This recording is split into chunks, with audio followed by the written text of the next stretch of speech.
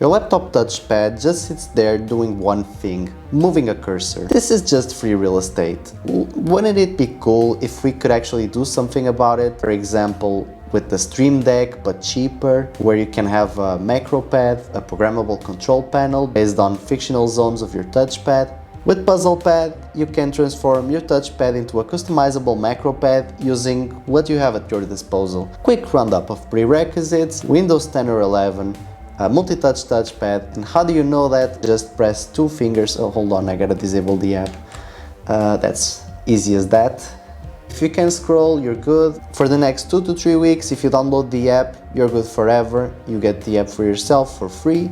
After that, it's gonna cost you. Quick heads up, if you try to install the app, you're gonna get the Windows SmartScreen error. I really hate that. They have some process for signing the apps, but it's pay to win. I just went with the easiest option, which is distributing what I have because I think it's good. I use it every day. You don't even need admin rights to run the app, so it's perfectly safe.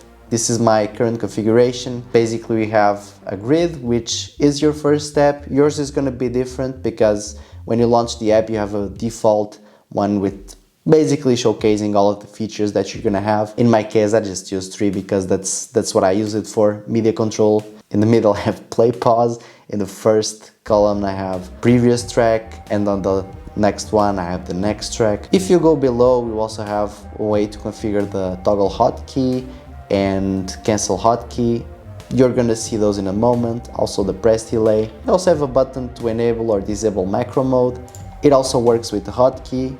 Basically, if you go and press the hotkey, you see this toggle. If you want to configure the grid, basically you can move things around. You can join 2 grid points like I'm doing here. You can also delete those. You can merge, in essence, 2 areas if you click on them, for example like this, then you create a bigger area. What I prefer to do is just to create a default grid. You have the option from 1 to 5 rows and columns. You also have a small manual here on how to do this. If you don't like what you're seeing, you can undo, and this will undo your previous actions. You can clear the whole grid, you can cancel it, and that way nothing happens. Action types. So this is where the magic is gonna happen. You can do a few things with each area that I've just shown you. The simplest option is a single key press. You can also hold to repeat the task. There are 2 options there, one for normal people and one for really the Lulus. Basically, you click once and then the action stays there doing it. Then you basically stop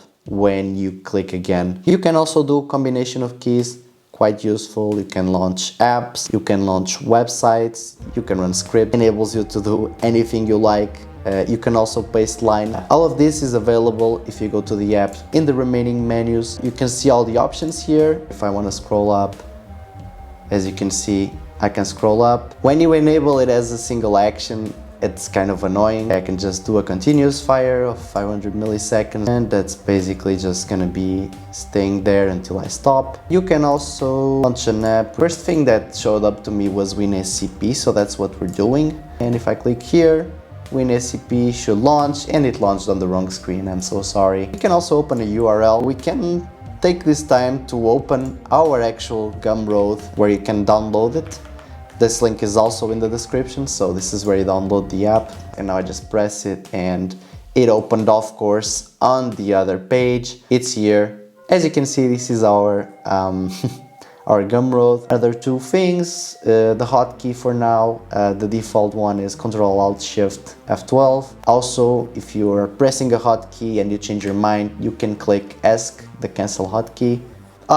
How could I forget? There's basically a timer that shows the progress. If you just tap it, the timer ends. If you keep it pressed, it's gonna continue. It's configured for a second. You can change that in the app, as you have seen. As I have told you, this is a free beta for 2 weeks. Beta users stay free forever, so even if you are not sure right now if you want to use the app forever, my question for you is, will you use this every day? If you made it this far, just leave a comment, maybe a like and subscribe if you're into this kind of content. And that's it. See you next time.